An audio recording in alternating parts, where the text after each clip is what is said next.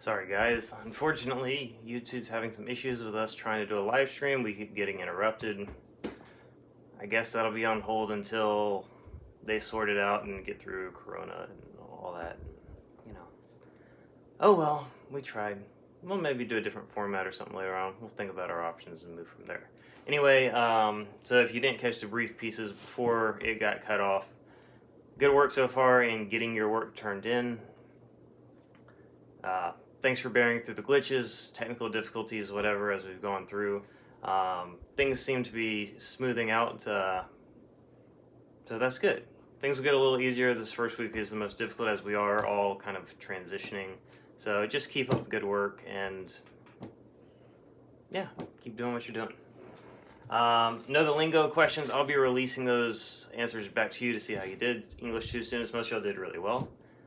Film study students, today, now that you've looked at that whole dolly zoom effect, how it's been used, you're going to watch a video about how to do it yourself, and I've got a challenge for you. I see some of you have already submitted it, so good job. And I am curious to see how you improvise a dolly that works for this purpose. So make sure to let me know in the description of your videos how to do that. And again, if you are posting to YouTube for this assignment, but you don't want everybody on YouTube to see it, and I can understand that, make sure to post it as an unlisted video instead of a public video. If it's unlisted, then me having the link, I can go and see it and give you the grade, but only people that have the link will be able to see it. So it gives you some measure of privacy if you don't want the whole world seeing how you make a dolly zoom. Okay. English 2 students today.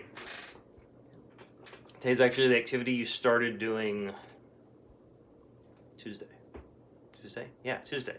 You're going to look at a song and compare that to a poem. So the song is a little more recent. The poem's a little bit older, but you'll see they have some similarities. And so we're going to do some comparisons. I have some questions for you. If the live stream situation is not sorted out by tomorrow, I'll at least give a video where I go through and really break these down for you so you can see how well you did. But remember, as always, your daily activity is due by 11:59 p.m. tonight. So give it your best shot. As always, I keep an eye on my email. And these last few days, yeah, y'all have been going through it. My phone battery's been lasting like half a day because I'm getting so many emails, questions. And that's good. That's a good thing. Y'all, it shows me y'all are staying on top of things. Y'all are actively working. If you have a question or if you have an uncertainty, you're getting with me to make sure. A lot of people were asking me yesterday because I asked you to take notes, but I didn't tell you to email them or anything, and you were wanting to verify to make sure. Like, hey, do we need to send you a picture of these? Do I need to give you a link? Do I need to email these to you? A lot of times I'm going to ask you to take notes. Sometimes I might collect them, sometimes I may not, but I want you to have the notes because, you know, we've been doing assignments, but you do have quizzes and test grades and stuff coming up, so you'll need something to be able to study. And Google Forms isn't really the best way to do that. So if I ask you to write notes, and a lot of times if I ask you to write notes, I'll tell you to copy or paste your answers into the exit ticket. All you got to worry about is the exit ticket. You keep the notes for yourself. It's kind of like the same thing, English 2 students, it's kind of the same thing as like the mugshot Mondays or the lit term, the lit term Tuesdays or the words on Wednesdays. Same idea, you're taking notes for your sake, so when you get to the test time, you have something to study. But don't really worry about it for giving it to me unless I ask you to turn it in, and sometimes I might. So don't stress about that, but good work if you're unsure to verify that. So keep up the good work, keep pushing through. American Lit students, today you're looking at a new poem. It's called A Psalm of Life. Remember, a psalm is basically another word for a song. So if you think of the Bible, the book called Psalms, it's a bunch of different songs that were sung or written by David and other people during that time. So you're going to read something called A Psalm of Life. Remember, one of the keys of reading poetry, consider the title and think what that might suggest for us. So look at that one. English 2 students and American Lit students too. One word I do want to talk about, the literary term is called enjambment. It is spelled E-N-J-A-M-B-M-E-N-T.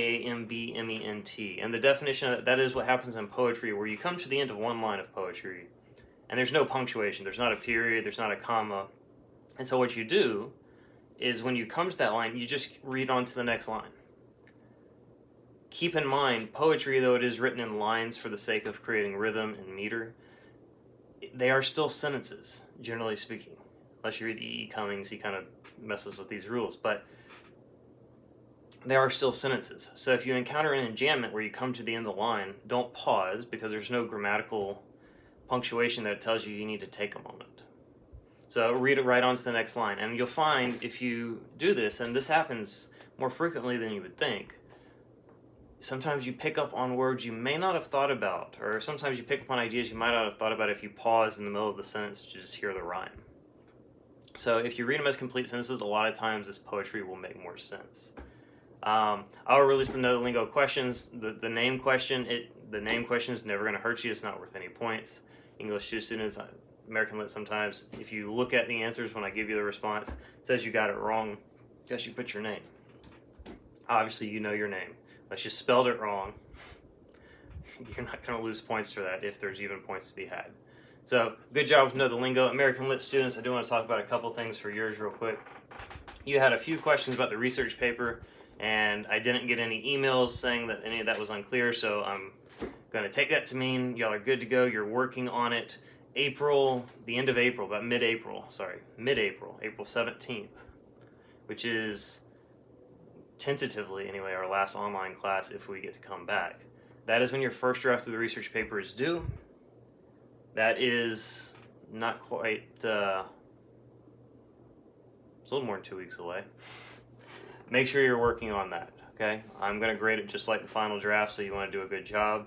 And the caveat, as I mentioned on the research paper, if you get an A on the rough draft, you're done, because you will not have to do a revision. If you can get an A on the rough draft, I'm going to grade it just like the final draft. You automatically get an A on the final draft. You're done with that segment of the assignment, of that segment of the course. And you can, I wouldn't say rest comfortably, because there are other things we're doing, but you can feel pretty confident that a major chunk of your fourth quarter grade is in the bag and it's an A. So it should at least take some stress off going from there. But your other questions. So questions 15, 16, 17, and 18 from the poem. Number 15 was asking you to summarize that last stanza, and basically number 14 kind of tied in with that, how the tone changed about, initially it was a poem about death, and then it was kind of living life to the fullest. So if you wanted to summarize that last stanza, essentially our speaker is asking you to live life in a way so that when death does come, it is not something you're being drugged to like a slave being thrown into a dungeon. Instead, it's more like coming into a restful sleep. So, live life to the fullest, and then you can sleep when you're dead. Yeah.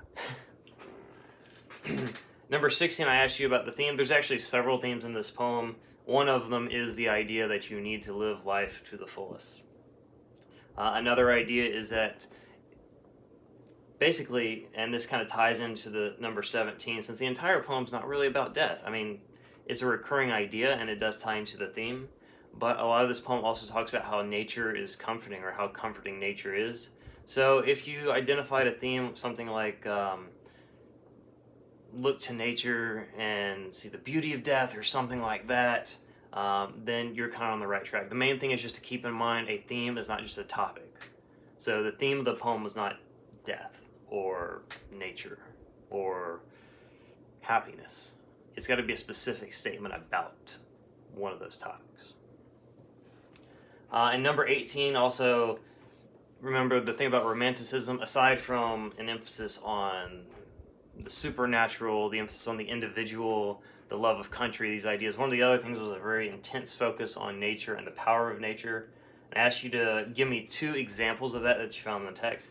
And yeah, there's quite a few.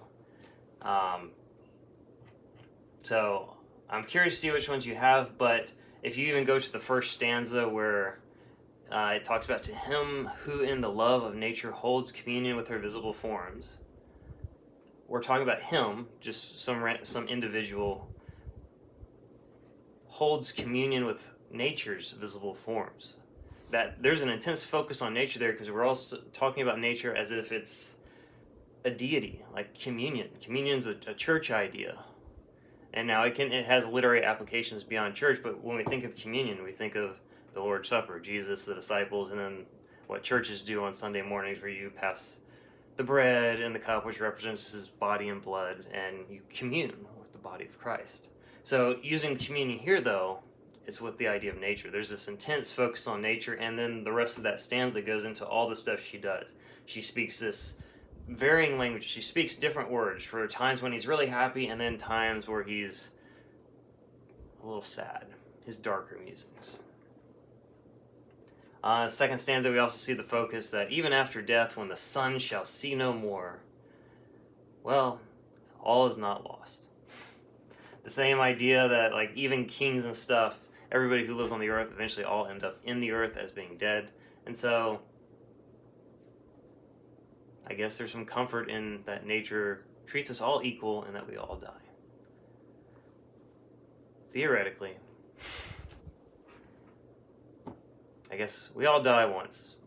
Not everybody stays dead. So we got to look at the statistics there. But then few people in the Bible, they were resurrected, but most of them died twice. So the percentage, like, death is over 100% certain. Think about that for a second. Jesus technically came back, but think about, like, Lazarus. He died theoretically twice. All the people in the Old Testament that were resurrected, they would have died a second time. So, yeah. Interesting tangent to think about, yeah, but death is more than 100% certain.